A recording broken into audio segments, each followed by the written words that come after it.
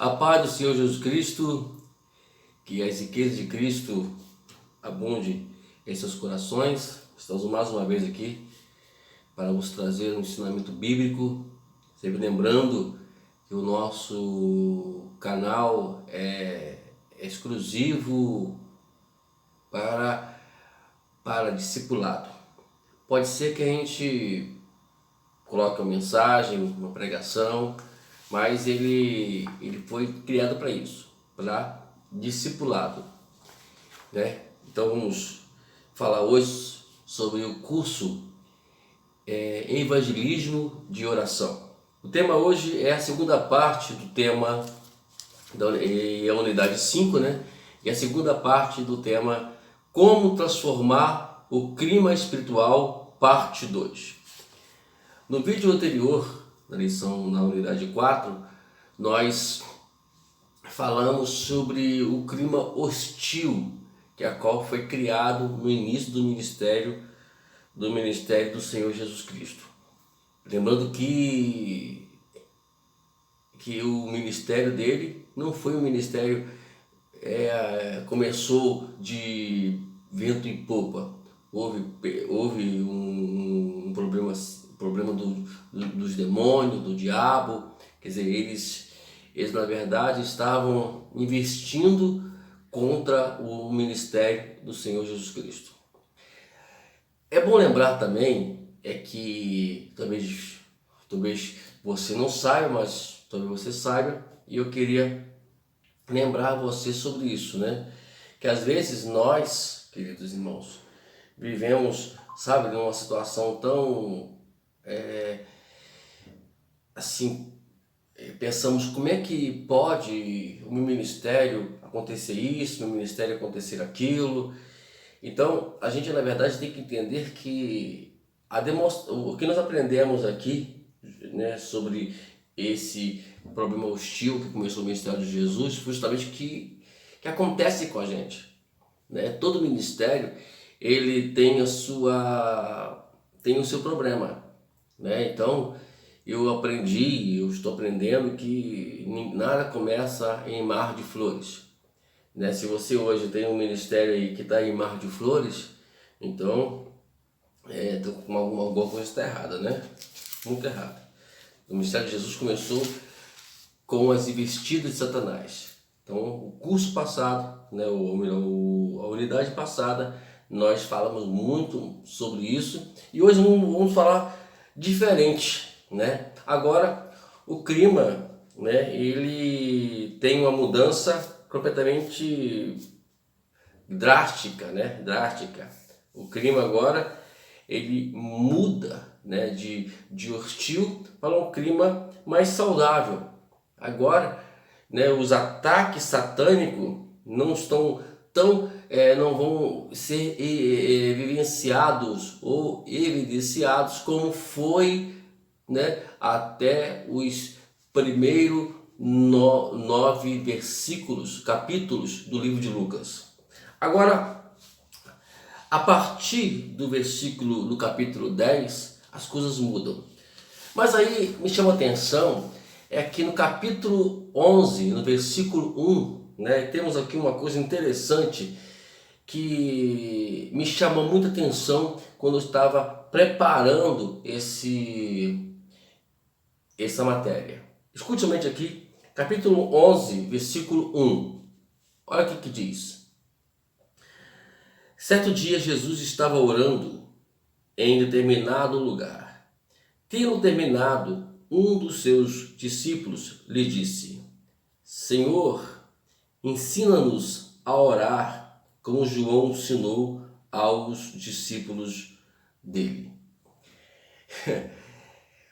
Você observa, né? Você observou, claro, na unidade passada, que os discípulos tiveram vários problemas. Jesus os exortou repetidas vezes, né? E eles sobre determinadas coisas, né? Eles de alguma forma ouviram e aprenderam. E agora eles começam, né, a analisar como é que eles iriam agora avançar. E nada mais, nada menos do que começar com oração. Então ele percebeu que tudo é feito oração. Você vê que aquele demônio, Jesus disse, olha, esse demônio só é expulso com oração e jejum. Então o que eles colocaram na cabeça deles? Eu creio eu, né? Isso é um raciocínio meu, né? Então eles, olha, se esse demônio sai com oração, então vamos ensinar ele a orar, vamos pedir ele para nos ensinar a orar. E aí ele começa aqui, né? Entendeu? Para poder, porque os discípulos na verdade estavam muito eufóricos, né? E tanto que numa passagem bíblica lá no capítulo 9, né, que já estava terminando esta investida de Satanás e de demônio contra Jesus, e no finalzinho ali, quando eles estavam no Monte da Transfiguração, o próprio Pai os advertiu dizendo, os repreendeu dizendo, olha o que diz aqui no capítulo 9, versículo 35 que eu anotei aqui. Dela saiu uma voz que dizia, este é meu filho, o escolhido, ouçam-no. O próprio pai estava tão já estressado com eles, que disse, olha, gente, ouve ele, para de querer andar segundo as suas teses, segundo as suas formas de pensar, vamos agora prestar atenção, ouve ele é o meu escolhido, eu coloquei ele sobre a terra justamente para poder você ouvir eles. E a mesma coisa acontece hoje. Nós ouvimos tantas coisas, tantas pessoas, esquecemos de ouvir o principal, que o que Deus diz a respeito desse assunto. O que Jesus diz, nos fala sobre isso. Então, questões que têm que ser analisadas por nós também. Que às vezes nós estamos agindo igual os discípulos, né? Agindo de forma deliberadas, em afoitos, e esquecemos de ouvir o principal, que é Jesus. E o Pai está aqui, advertiu eles. Vai lá, ouçam. Então, quando eles desceram, a primeira coisa que fizeram é ensina-nos a orar. O fato é que esses mesmos homens de audição debilitada pediram que Jesus lhes ensinasse alguma coisa é um indício de uma mudança indiscutível para melhor. Tudo começa quando nós queremos aprender. A pior coisa que existe na face da terra é quando alguém acha que sabe alguma coisa. E aí entra aquela questão, se eu sei muito, então eu não preciso aprender nada. Então, vamos ficar com essa dica, meu amado. Se você quer ser um grande obreiro, quer ser um grande líder, aprenda uma coisa. Você precisa entender que nós estamos em fase de aprendizado. Então, se eles pediram ao Senhor para ensinar eles a orar, é porque as coisas estavam mudando mesmo, né? Graças a Deus. Agora, as atividades demoníacas estão praticamente desaparecendo. Nos 9 primeiros capítulos de Lucas, vemos um grande número de demônios muito agressivos, empinando suas horrorosas cabeças por toda parte. No restante do livro de Lucas, nos 14 capítulos seguintes, somente 2 demônios são mencionados, e nenhum deles é o do tipo agressivo recém-formados no curso preparatório. Era um demônio mudo que saiu sem dar um pio. Ouça, Lucas 11:14. Jesus estava expulsando um demônio que era mudo. Quando o demônio saiu, o mudo falou. E a multidão ficou admirada. Está mudando o negócio aqui agora, né? Havia uma hostilidade, tanto da parte, até das reações dos seus discípulos, como também da reação do povo. Nós mencionamos isso na unidade passada. Agora mudou. O povo já começou a ficar entusiasmado, né? Aí temos o outro demônio, que era o que havia atormentado uma mulher durante 18 anos, que foi curada por Jesus sem querer dirigir-se ao demônio. Aí Jesus disse aqui no capítulo 13, versículo 12: ao vê-la, Jesus chamou-a à frente e lhe disse: mulher, você está livre da sua doença. A ausência virtual da atividade do demônio nos últimos 14 capítulos de Lucas é uma prova definitiva de que os ventos espirituais haviam mudado e que novo clima não era hospitaleiro para os demônios. Queridos, as coisas elas vão mudar. No início de qualquer ministério vai ser hostil, vai ser batalha, mas um dia ele vai ter que mudar. Quantas pessoas hoje podem dizer que as coisas já mudaram para eles? Quantas pessoas já podem dizer isso? Que já mudaram para eles? Mudaram, entendeu? E as coisas mudam mesmo, né? Mudam mesmo. Então precisamos aprender isso, aprender que precisamos enfrentar as situações adversas. Nós vamos aí aprender, né, no curso Batalha Espiritual, a gente vai entender como batalhar e como vencer essas batalhas. E a outra coisa é você estar ciente que um dia vai mudar. Agora mudou. O clima que outrora, até os 9 capítulos iniciais de Lucas, era hostil, era hospitaleiro, o diabo trabalhava, o demônio trabalhava de uma forma horrorosa, agora mudou. O clima agora mudou. As multidões já começaram começaram a tratar Jesus de uma forma mais, já ficaram mais eufórica, mais créditas, começaram a crer mais, a se admirar mais. É tanto que aqui no capítulo 11, versículo 14, que fala que Jesus, agora expulsando um demônio que era mudo, quando o demônio saiu, o mudo falou, e a multidão ficou admirada, como nós podemos ler, e estamos novamente colocando para você entender, repetindo de novo, para que você possa entender que a multidão começou a admirar Jesus, né? Olha aqui outra passagem também, e aí Jesus, ele falou aqui no versículo 29 do capítulo 11, aumentando a multidão, Jesus começou a dizer: esta é uma geração perversa, e ela pede um sinal milagroso, mas nenhum sinal lhe será dado, exceto o sinal de Jonas. Todo ministério é difícil, justamente por causa disso, por causa porque nós estamos afrontando o reino de Deus. Lembra que nós falamos que quando Deus falou assim: olha, esse é meu filho amado a quem me compraste, dizendo, eu estou colocando ele aqui para poder tirar o reino da mão de vocês. Então ele vai trabalhar o máximo possível, né?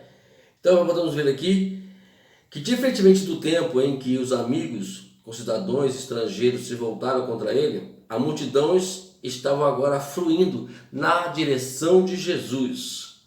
A direção de Jesus. Agora mudou a história.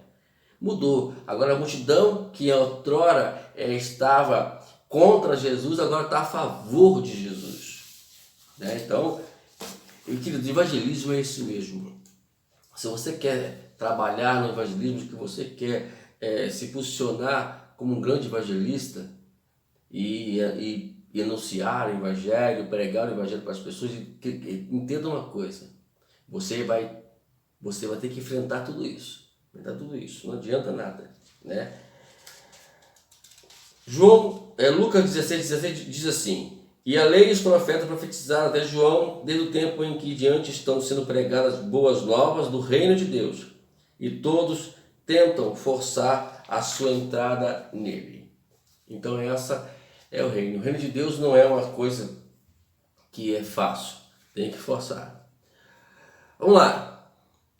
Jesus agora assume a ofensiva, quer dizer, Jesus agora assume a ofensiva. Uma vez de ficar esperando que os líderes religiosos tentaram apanhá-lo com suas perguntas diabólicas, Jesus tomou a iniciativa e expôs os líderes da religião instituída como impostores. Agora, você lembra que os líderes religiosos, os fariseus, os escribas, eles estavam sempre indo até Jesus, jogando uma conversinha aqui, uma conversinha ali, tentando afrontar Jesus. Agora Jesus mudou, ele agora estava na ofensiva. Antes ele estava apenas se defendendo, agora está indo à frente, Vamos lá. Ele publicamente o chamou de hipócrita. Olha o que ele fala aqui no capítulo 12, versículo 1 do Evangelho de Lucas. Nesse meio tempo, tendo se juntado uma multidão de milhares de pessoas, ao ponto de se atropelarem uns às outras, Jesus começou a falar primeiramente aos seus discípulos, dizendo: tenham cuidado com o fermento dos fariseus, que é hipócrita. Isso para eles ouvirem. Jesus começou a afrontar eles. Começou agora. Então está vendo que quando o clima espiritual ele começa a favorecer, você agora é a hora de você trabalhar. Entenda uma coisa, nós vamos falar isso com mais clareza lá no curso Batalha Espiritual. Entenda uma coisa, existe 5, Paulo no capítulo 6 de Efésios, ele apresenta 5 formas de você se defender. E apenas apresenta uma para poder você atacar. A defesa, ela cria uma blindagem em nós. Porque você não pode atacar o reino das trevas sem que você seja blindado. Entenda isso, por favor. Quantas pessoas estão perdendo batalhas porque não se blindam primeiro, eles vão atacar. Então antes de você querer ser alguma coisa, porque como é que é essa ofensiva? É quando você prega a palavra, é quando você vai se posicionar no reino. Por isso que é muito, esse negócio de consagrar pastores aí, pessoas já pastores, líderes que não tem nenhuma experiência, nunca pastorearam nada, nunca mostraram nada de pastor. Por exemplo, eu sou pastor, irmãos. Por quê? Porque antes de eu ser consagrado a pastor, eu pastoreava pessoas. Hoje tem uma família aí, um casal, que me ama muito porque eu pastoreei eles sem que eu fosse pastor. Eu não era nem... Eu acho que eu era diácono na época, não me lembro agora. Muito mal diácono na época. Mas eu não tinha nenhuma experiência, nunca pastoreei igreja, mas eu pastoreava pessoas. Uma época, chegou um cidadão comigo, para mim, no meu trabalho, ele falou assim: olha, irmão Wagner, a minha esposa não quer ter mais nada comigo, está fria comigo, pastor. O irmão Wagner, não era pastor não, irmão Wagner. Eu falei assim: olha, ainda brinquei com ele, ainda falei sério com ele, não foi nem brincadeira, desculpa. O que você fez, cara? Aí ele explicou que uma situação passou lá. Aí eu cocei a cabeça e disse: olha, vou fazer o seguinte, eu vou procurar, vou orar a Deus, o que temos que fazer para resolver esse problema. Aí nós começamos a fazer as visitas na casa dele, eu sozinho. Me lembro que uma vez eu saí debaixo de chuva, cheguei com um pinto molhado na casa dele. E aí chegamos lá, e o trabalho é um trabalho de oração. Para resumir a história, ele chegou para mim, novamente chegou assim: irmão Wagner, agora está uma bênção, nós estamos em lua de mel, vamos viajar até para São Paulo, para poder a gente tal. Bom, eles ficaram bem. Hoje parece que eles se separaram de novo, né? Eu não lembro agora, não tem mais convívio com eles mais. Mas na época, eu pastoreei eles. Isso é pastorear. Sem eu ter cargo. Aí a pessoa está na igreja, cria problema sério na igreja. Só cria problema na igreja. É uma pessoa a qual só é uma pessoa, ela é vista como uma pessoa problemática. E é pastor. E consagrado a pastor. Falta de visão para quem consagrou. Porque não tem visão. Não tem visão. Entendeu agora? Então tem que tomar muito cuidado para que você está colocando cargo em mãos de pessoas que a qual nunca foram antes de ser pastor. As coisas, o pastorado, a liderança, tudo é um resultado E não pode ser, como nós falamos da causa e efeito, tem que ser o efeito, não a causa, porque a causa já aconteceu antes, porque eu já fazia isso. Se eu já fazia isso, então agora eu estou habilitado a fazer, agora como efeito, receber o cargo. Então é um cuidado que temos que tomar, que infelizmente muitas igrejas aí. Então, queridos, vai acontecer isso. Então a gente vai passar por situações, nós temos que nos blindar primeiramente. Se você não está se blindando, como é que você vai se blindar? É você se defender. Não vamos falar isso, não vou falar aqui agora porque não é o nosso tema. Então aguarde você chegar lá e no curso Batalha Espiritual que a gente vai detalhar isso, nem que a gente fica 2 horas aqui de vídeo, mas a gente vai detalhar isso porque é muito importante. Tu está entendendo? Então é isso aí, querido. Então agora Jesus estava blindado. O ministério dele estava blindado e ele agora começou a atacar eles. Chamou de hipócritas. Outro ponto, ele os humilhou. Olha só aqui em Lucas 13:17. Tendo dito isso, todos os seus oponentes ficaram envergonhados, mas o povo se alegrava com todas as maravilhas que ele havia e estava fazendo. Aqui ficou humilhado. Por quê? Porque eles queriam ver algo da parte, queriam pegar algo de Jesus, e acabou que eles ficaram envergonhados e o povo se alegrava, entusiasmados com aquilo que Jesus estava fazendo, e eles não tinham mais o que falar. Vamos lá. Seus inimigos, antes tão seguros de si mesmos, de repente perceberam que não tinham poder para feri-lo, como havia planejado quando o clima espiritual lhes era favorável.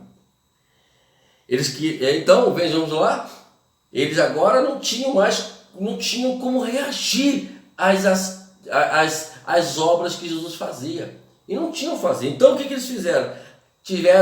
Fizeram agora, vamos fazer uma aliança. Fizeram uma aliança, né?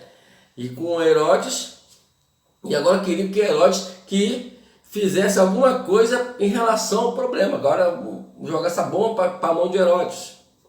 Mas Jesus, mesmo assim, desafiou não somente a eles, como também a Herodes publicamente. Escute somente aqui que Jesus falou, está aqui no capítulo 13, versículo 32. Ele respondeu: vão dizer àquela raposa, expulsarei demônio e curarei o povo hoje, e amanhã, e no terceiro dia estarei pronto. Jesus estava dizendo, né? Não há nada que vocês podem fazer, o que Herodes possa fazer, porque eu vou cumprir a minha missão nesta terra. Chamou Herodes de raposa. Amados. Mas, como falei, não faça isso se você não tiver blindado. Repito novamente, me perdoe que eu vim estar repetitivo. Temos 5 formas de nos blindar. Está lá em Efésios capítulo 6, a partir do versículo 14. 5 formas de nos blindar. E depois que estivermos blindados é que vamos atacar. Ok? Vamos lá. Os fariseus, um grupo sempre franco e opiniático, havia sido silenciados agora. Olha aqui, diz lá, vamos ler aqui a passagem de Lucas, capítulo 14, versículo 1, versículo 4 e o versículo 6. Olha só, versículo 1. Certo dia, entrando Jesus para comer na casa de um fariseu importante, observavam-no atentamente. Versículo 4. Mas eles ficaram em silêncio. Assim, tomando o homem pela mão, Jesus o curou e o mandou embora. Versículo 6. E eles nada puderam responder. Agora, meu filho, depois que Jesus ele entra em cena, acabou. Ele se limitava agora em criticá-lo e zombar dele. E olha só, João 15, Lucas 15, 2. Mas os fariseus e os mestres da lei criticaram: este homem recebe pecadores e come com eles. Agora, o que vão fazer? É apenas agora falar, murmurando, né? E é assim que fazem com a gente. Quando não tem o que falar, e vão apenas murmurar. Lucas 16, 14. Os fariseus que amavam o dinheiro ouviram tudo isso e zombavam de Jesus. Até bem, ações bem fúteis e importantes para um grupo arrogante que pouco tempo antes fizera planos para matar Jesus, agora estavam sem poder fazer nada. Vamos lá. O exército de Jesus estava marchando e recrutando novos soldados. Primeiro, pediram para orar. Jesus, ensina-nos a orar. Agora eles começam agora a evoluir-se no seu seminário com Jesus. Primeiro pediram ao Senhor para ensinar eles a orar, fazer um seminário de oração, me ensina-nos a orar, como é que é feito esse negócio. Agora mudou. O discípulo agora pediu a Jesus para que aumentasse a fé deles em um pedido muito saudável. Olha o que eles disseram. Lucas 17, 5. Os apóstolos disseram ao Senhor: aumenta a nossa fé. Então agora as coisas estão começando a crescer, a evoluir. Primeiro eles pedem para orar. Agora eles pedem para aumentar a fé deles. Então, eles agora estão passando já terminaram o seminário sobre oração, agora vão começar um seminário sobre fé. Enquanto que no passado, ao serem confrontados com uma nova tarefa, haviam discutido com Jesus e ignorando-o, agora pedindo ferramentas. Que ferramenta é essa? Fé, a fim de que possam realizar as obras do Senhor. Nesse tempo, Jesus recebeu crianças em seu exército, dizendo que eram modelos para os seus seguidores. Queridos, criança é a melhor forma de nós aprendermos a evangelizar. Vamos lá. Olha o que ele falou aqui, Lucas 18, versículo 15 ao 17. Versículo 15. O povo também estava trazendo criancinhas para que Jesus tocasse nelas. Ao ver isso, os discípulos repreendiam aqueles que as tinham trazido. 16. Mas Jesus chamou a si as crianças e disse: deixem vir a minhas crianças e não as impeçam, pois o reino de Deus pertence aos que são semelhantes a elas. 17.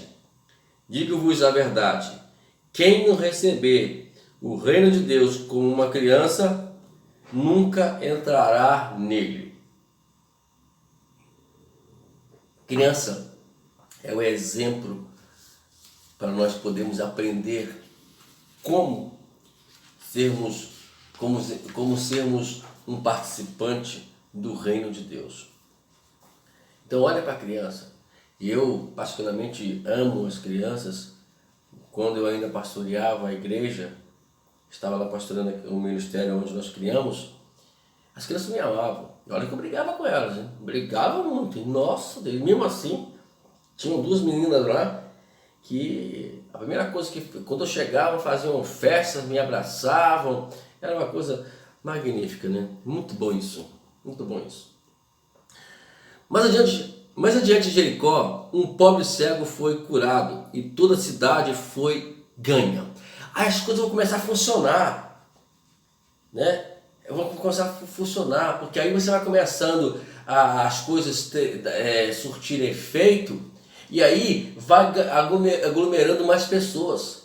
Então, é assim que caminha no ministério saudável, né?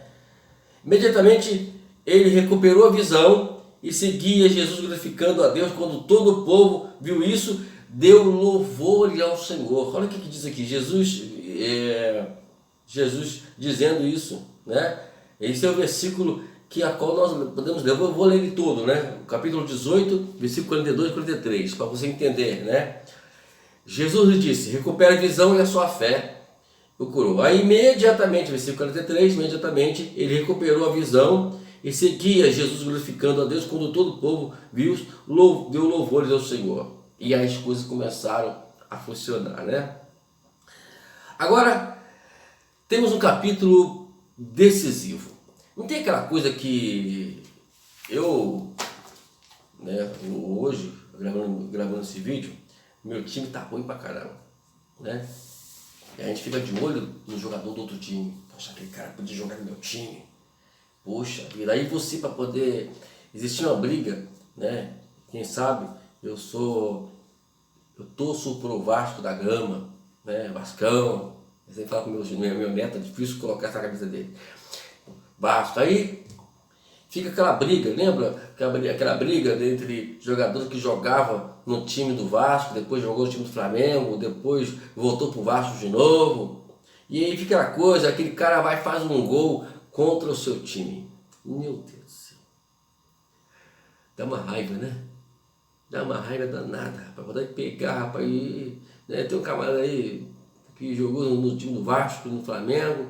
Ele foi criado no Vasco, depois foi pro exterior, veio pro Flamengo, fez gol contra o Flamengo, contra o Vasco. Depois ele fez gol contra o Flamengo, jogando no Vasco. Bom, rapaz, não é mole não. É duro você, né, ver isso. E acontece isso muito em futebol, né? E aqui, Jesus ele faz um investimento e contrata o melhor jogador de Satanás. Aquele que fazia a obra do diabo, aquele que fazia as suas obras, ele obedecia, ele oprimia as pessoas. Jesus ficou de olho nele. Ficou de olho nele. Aí no capítulo 19, temos aqui a grande história do grande cobrador de imposto chamado Zaqueu.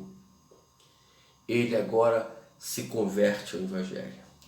Agora Jesus ganha um grande jogador. Você quer que o reino de Deus prevaleça? Então vai, encontre principalmente aquelas pessoas que a qual elas têm assim uma certa atividade no mundo cruel. Eu sempre falo que se hoje um chefe do tráfico, imagine só você ganhar esse cara para Jesus. Esse cara, ele aglomerou, ele conseguiu recrutar várias pessoas trabalhando a seu favor. Por mais que ali tenha ali uma certa hostilidade, mas ele conseguiu, tá ali, todo mundo trabalha para ele. Mas você ganha esse cara para Jesus, que líder esse cara vai ser? Lembra de Paulo? O grande Saulo, depois Paulo. Jesus ele foi lá e deu uma pancada no diabo, ele ganhou Saulo. E olha o que aconteceu. Você veja o caso de Pedro. A André foi lá e ganhou Pedro para Jesus. E o diabo perde agora um camarada que a qual tinha uma disponibilidade, uma disposição grande para fazer, para falar, e agora esse cara usa essa atitude para o reino. Me lembro que quando eu tinha meus 12 anos de idade, eu era técnico de futebol. Eu chegava, irmãos, o jogo era 9 horas, e eu chegava 7 horas da manhã no campo de futebol, eu jogava com aquele saco cheio de camisa, colocava lá, e aí E quando eu me converti, agora eu utilizo toda aquela disposição que eu tinha para o reino de Deus.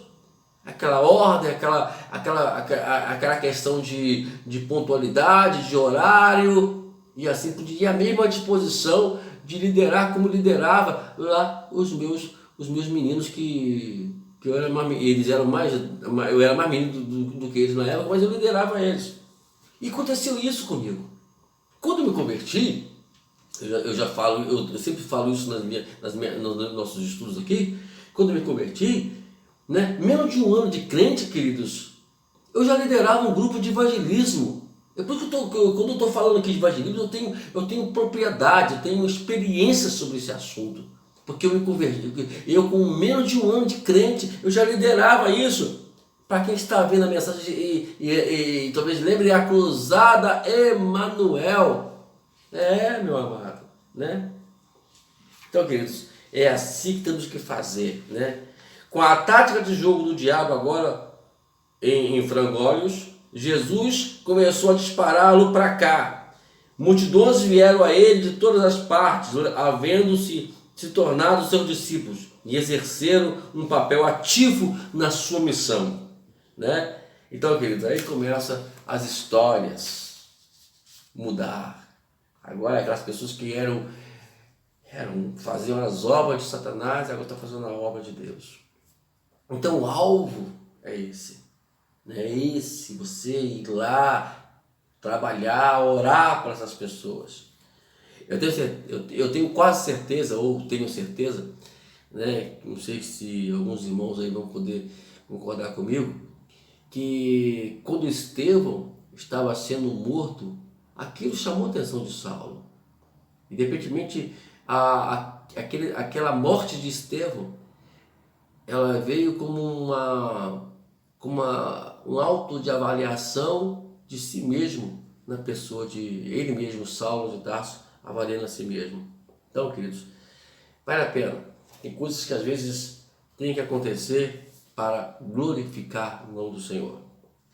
Quando os líderes religiosos se queixaram que a multidão estava empolgada demais, Jesus destacou a inevitabilidade de vitória. Olha o que ele falou aqui em Lucas 19:40. Eu lhe digo, respondeu ele, se eles se calarem, as pedras clamarão. Então, os judeus não queriam pregar, então vai recrutar outras pessoas para pregarem. Quero também deixar isso bem claro para você. Se você não querer, Deus levantará outro. Fique tranquilo. Deus não precisa de mim nem de você. Mas se Ele te chamou, agarre isso. É um privilégio, é uma honra. Entendeu, querido? Não é porque Deus precisa de mim, não. Não é porque Deus precisa de você, não. É porque é uma honra nós fazermos isso para Ele. Jesus então marcou um gol dramático quando expulsou os comerciantes e cambistas do templo. Aí ele entrou lá dizendo, aqui em Lucas 19, 45 e 46. Capítulo 19, versículo 45 e 46. Então ele entrou no templo e começou a expulsar os que estavam vendendo. Disse-lhe, está escrito, a minha casa será casa de oração, mas vocês fizeram dela um covil de ladrões. Eu tenho aqui, para poder destacar aqui, que Jesus dizendo, a minha casa será casa de oração. Você não tem que fazer a igreja para só ficar louvor, cântico, não. A casa tem que ser casa de oração. Só que essa casa de oração, nós podemos levar ela para várias coisas, né? Por exemplo, você vai fazer um louvor, faça em oração. Faça ela como um espírito de oração. Vai pregar, faz isso com um espírito de oração. Vai tirar uma oferta, vai dizimar, faça tudo com o espírito de oração. Ela é chamada casa de oração. Eu não posso muito me alongar sobre isso não, que dá vontade de pregar sobre isso. Ele marcou outro gol quando em seguida começou a ensinar todos os dias no templo, apesar do ódio dos líderes religiosos. Versículo 37, capítulo 19 de Lucas. Todos os dias ele ensinava no templo, mas os chefes dos sacerdotes, dos mestres da lei e os líderes do povo procuravam matá-lo. Eles ficavam irritados com Jesus, mas Jesus não estava nem aí para eles.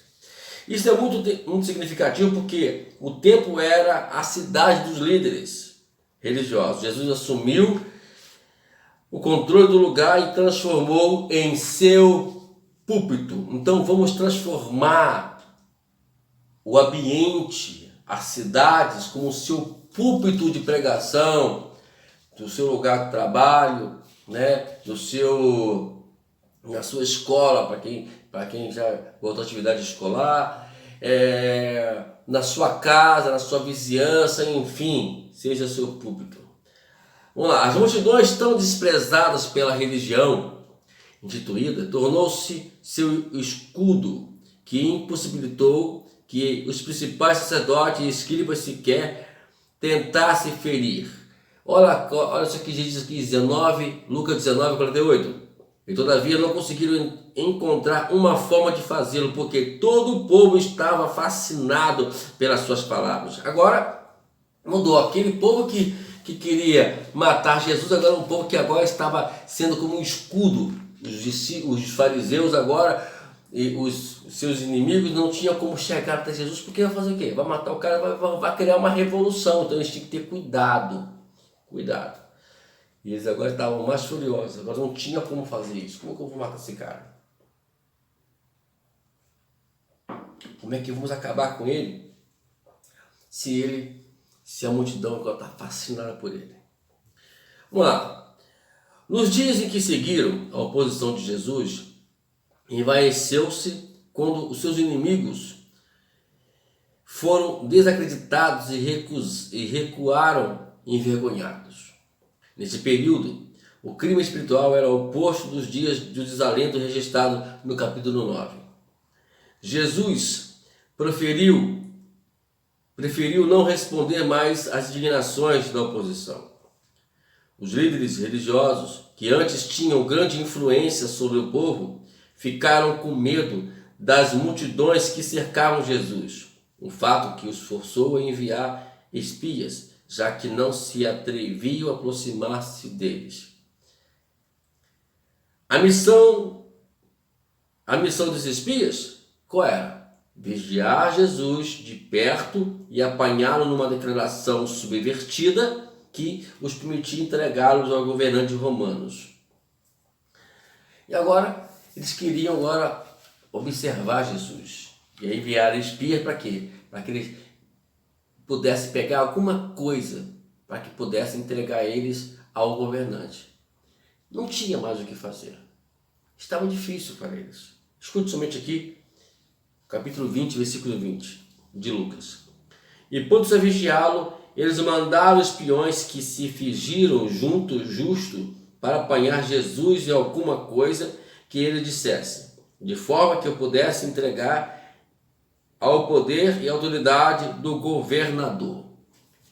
Queridos, agora isso quer dizer que também acontece conosco. No meio de uma igreja, daqueles que dizem que são seus seguidores, aqueles que dizem que são seus discípulos, que estão ao seu lado, pode ser muito bem um espia de Satanás para poder acabar com o teu ministério. Então, acontece isso. Queridos. Existe isso? Existe, e muitos. Mas os espias falharam e ficaram calados. Olha só, capítulo 20, versículo 26. Olha que interessante. E não conseguiram apanhá-lo em nenhuma palavra diante do povo. Admirados com a sua resposta, ficaram em silêncio. Não tem mais o que fazer. E aí, por fim, perderam a coragem. Aí pronto. Quiseram destruir. Aí vou fazer o quê? Não tem mais o que perguntar mais. Jesus assumiu o total controle da situação, declarando com confiança, dizendo o seguinte, Lucas 21, 33. Os céus e a terra passarão, mas as minhas palavras jamais passarão.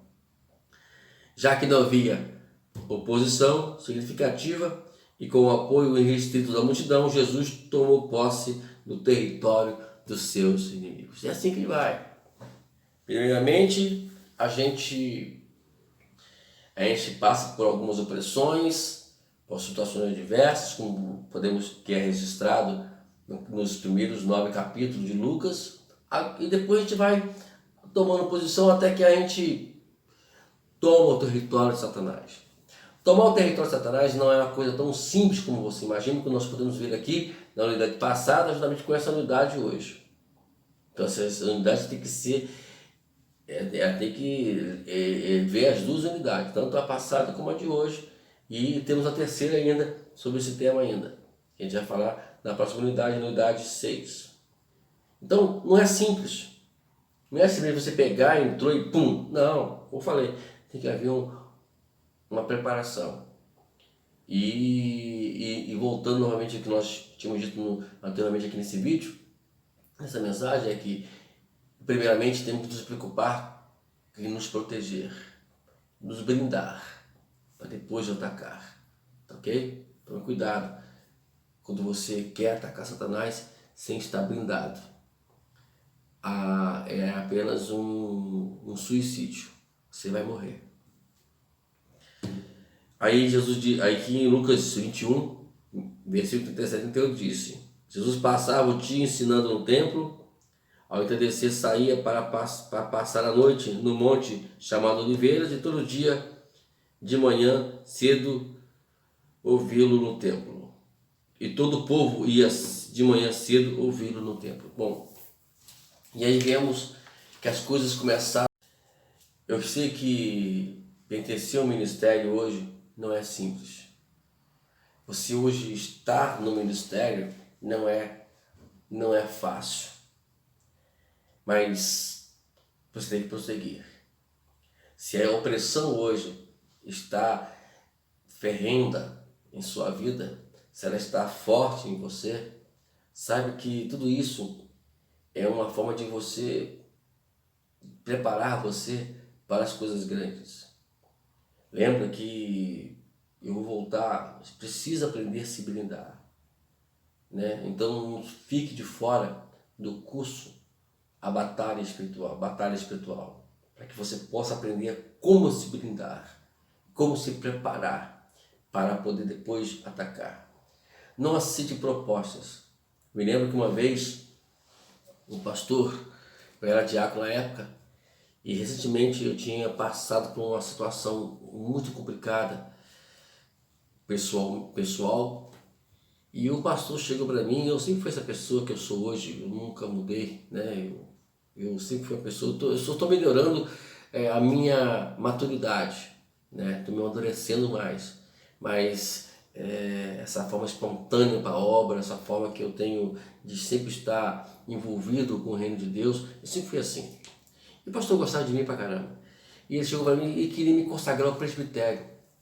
Eu fui real com ele, disse: pastor, que como diácono a coisa está difícil, imagine como presbítero.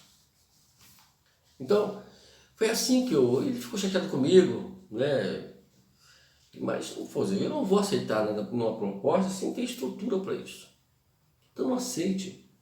Eu só aceitei o meu diaconato porque eu estava dirigindo, eu estava levantando uma igreja, né? Uma igreja, como eu falei lá em Teófilo Otoni. Eu fui consagrado a diácono justamente porque eu estava envolvido na obra de Deus. Eu já era praticamente um pastor de uma igreja, né? Estava trabalhando numa obra missionária muito séria e abençoada, que até hoje existe, graças a Deus. Então eu aceitei o diaconato por causa disso, mas mesmo assim foi difícil ainda na época para mim, muito complicado. E eu digo que sempre a minha vida foi complicada, né? Porque o meu ministério, por ter um ministério muito grande, né? Eu creio que ele vai desenvolver muito mais ainda, que está me vendo hoje, vão poder dizer isso mais tarde. Esses vídeos vão ficar marcados aí no meu canal, para poder testemunhar o que vai acontecer mais tarde, que eu estou dizendo hoje. E aí, o meu presbitério já aconteceu quando eu estava já dirigindo esse ministério que nós criamos aqui em Itaguaí, né? E eu aceitei o presbitério. Depois do presbitério veio a consagração ao evangelista. Também veio em consequência também do trabalho que estava desenvolvendo. Aí aconteceu que o pastorado veio 12 anos depois que eu estava dirigindo esta igreja. Aí eu fui consagrado ao pastorado, tenho minha ata, tudo direitinho, bonitinho, como diz tudo no string, tudo feito com uma forma responsável. E eu já tinha uma experiência. É o que eu falo hoje, cara. Eu fico muito triste como as pessoas eles perdem a visão da Bíblia, do reino de Deus, do ministério, o que é uma vocação, o que é um chamado. E aí eles rumam luta para cima dele. E aí o que acontece? eu não tenho autoridade para falar, e aí eu vou ter que usar, eu não tenho autoridade para falar, eu vou ter que usar força para poder as pessoas me obedecerem. Se não fizer, é porque eu estou falando, tem que ser assim, a ser assado, e porque eu não estou falando, eu não estou pedindo, estou ordenando, estou mandando, e aí eu uso essa expressão. Quem me conhece sabe que eu nunca mandei em nada. Tudo que fizeram dos meus pedidos foram feitos porque pela a empatia que eu criava para eles. Então, é isso que tem que fazer. As pessoas têm que usar força, né? Usar força. É tanto que dentro do liderança eu conheço muito bem, é um assunto que eu me enquadro muito bem e conheço muito bem as matérias. E uma das matérias de liderança é poder e autoridade. Então, o que é a diferença de uma para a outra? A autoridade é quando as pessoas obedecem por aquilo que você é, pela pessoa que você é, pela pessoa empática, pela pessoa carismática que você é, pela forma que você pede, elas obedecem você porque existe um carisma em você. Quando a pessoa usa o poder, é porque ninguém quer obedecer você. Você é uma pessoa apática. É uma pessoa totalmente ao contrário do que eu já disse aqui sobre empatia e carisma. E aí você tem que falar alto, tem que brigar, entendeu? Tem que falar, tem que usar um teor de voz mais agressivo. Então, amados, não seja isso. Ao contrário, seja a pessoa que Deus quer que você, que Deus quer que nós sejamos. Entendeu?